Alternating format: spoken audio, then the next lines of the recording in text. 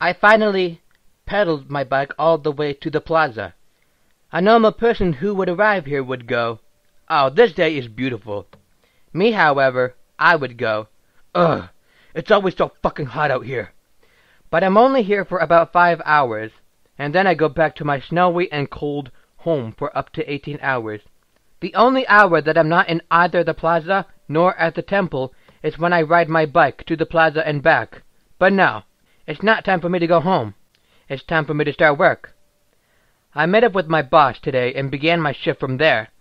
I wore an apron, and then I started sweeping the floor for the next 20 minutes or so.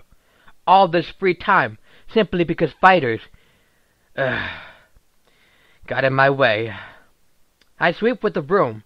The broom looks like the one that Zekrip has on his back, but no matter how you would look at that broom, or the broom that I was using right now to sweep away the leaves, they all look the same. Why am I talking so much about brooms? Because for the past 15 minutes, all I've been looking at was the ground, and this little ash broom. Sweep faster! But after the sweeping of the leaves was done, my boss called me and asked me to start manning the fruit stand. It was only 2 minutes before the fruit stand was supposed to open. All I did for the next 2 minutes while standing beside the fruit stand was watch a group of men flirt with girls. They were pretty far away and I couldn't really hear what they were saying, but I assumed they were talking about the same thing all the time. What goes on in reality? Who got arrested and sentenced to life in prison? Why are people always hurting other people? Who had sex with who? Bragging about who shat on top of who when in reality, nothing comes outside their asses. Some people dropped out of school. Although I don't go to school at all, at least I like to read. Unlike the rest of the brutes in this universe. I looked at a clock that was behind me. It was time to open the stand. I turned the sign from closed to open, and now I was ready to serve customers. This day was when I was already getting molested by a chick. So she was the first customer of the day, and she walked up to me, wearing a black raven bra.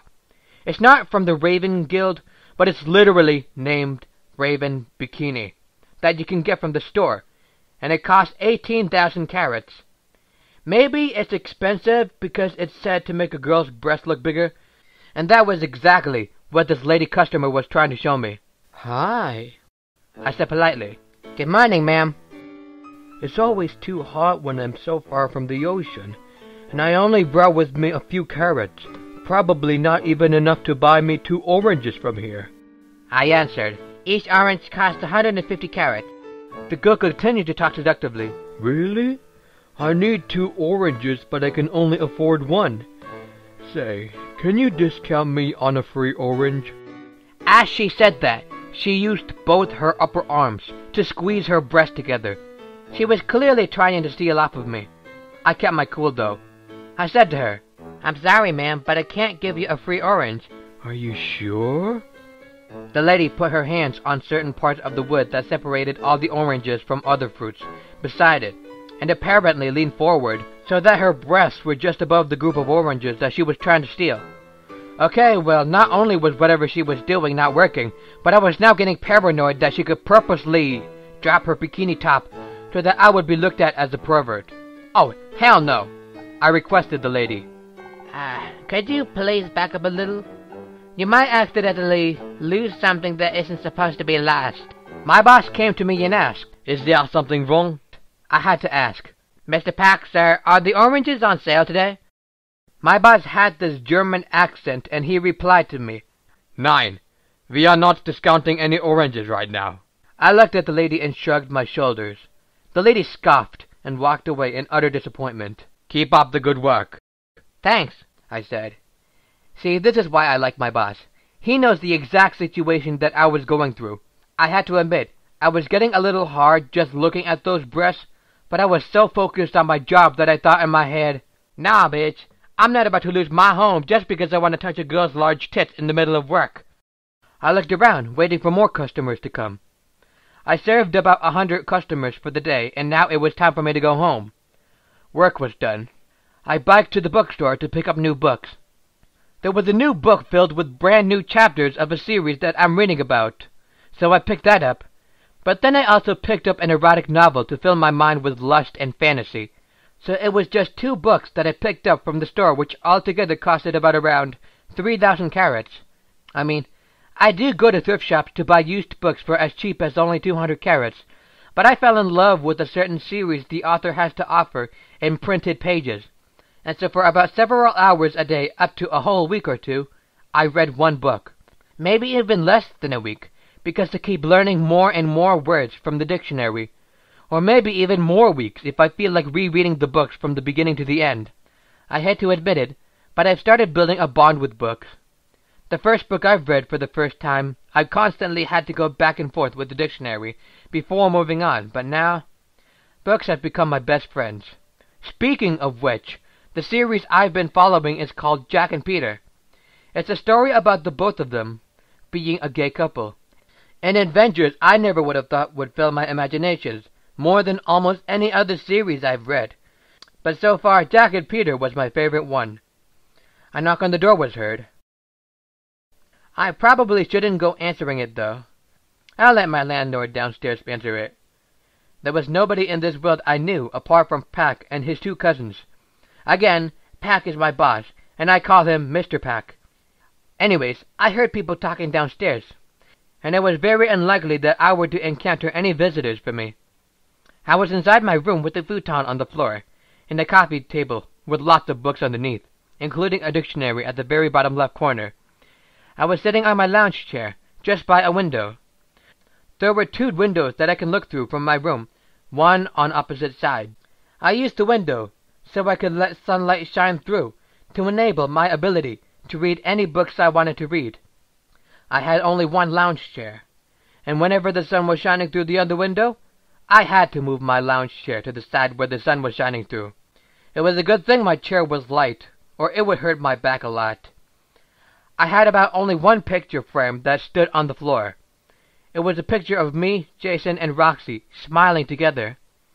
I was absolutely skinny at the time, but now I put on pounds, and now I was just a teenager with a big stomach and puny little arms that were only good for turning pages.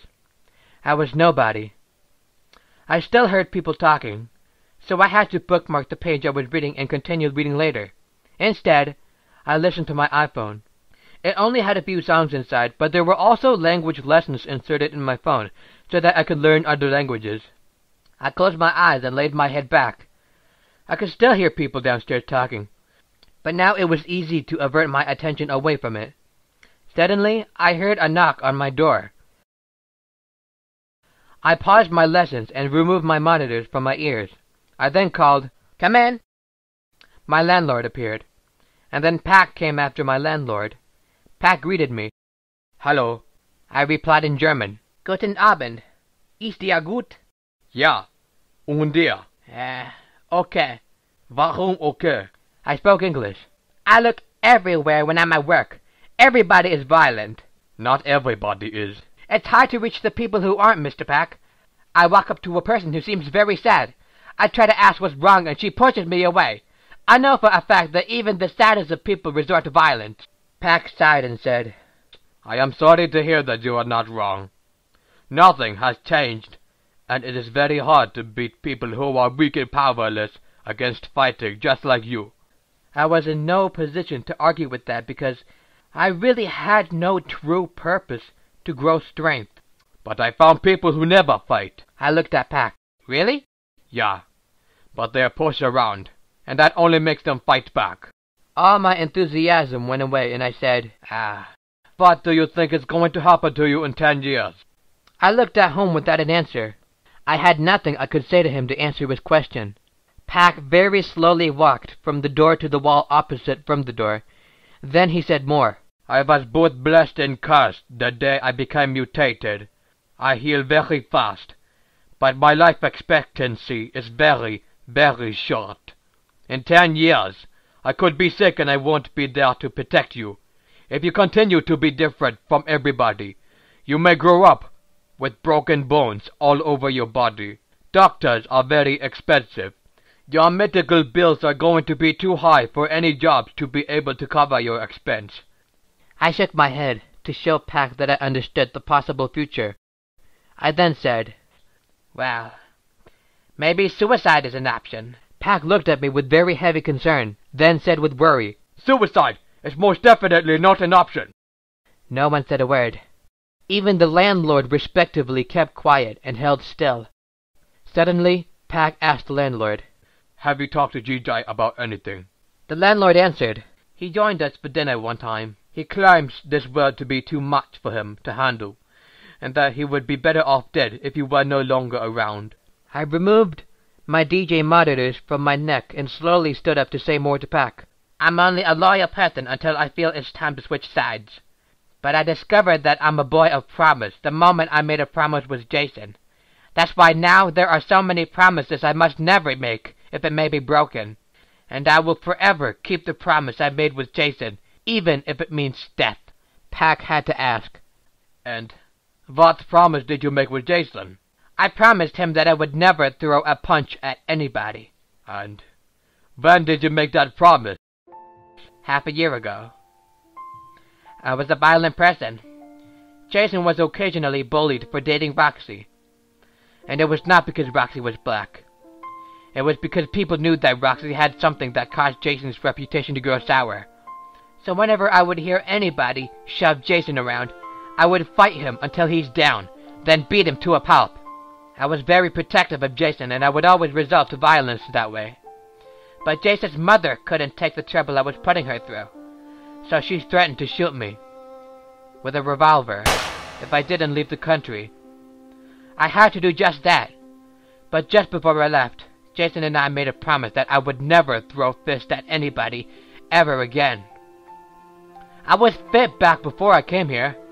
You would expect this horrible place to make me stronger, but now that I've opened my eyes and looked at the world differently, to see the victims who died fighting each other like it's some sort of sport, ironically have I become weak and unable to protect myself. Pack walked up to me and put his hands on my shoulders and said to be in a calm tone, I think you should not keep the promise and look at the world as if you were still protecting Jason. I slapped his arms away from me. The way I see it, my heart shatters if I dare do such a thing. I stared at Pack, vice versa. I was waiting for Pack to say anything else to try to get me to start another fight, but to no avail, Pack decided that it would be useless to get me to do anything. Pack finally said, Understood, GJ. He began walking outside the door, and then said, I will see you at work tomorrow. Just as Pack has passed the landlord, he stopped to say to him, Thank you for allowing me inside. The landlord responded, You're welcome. So Pack was gone.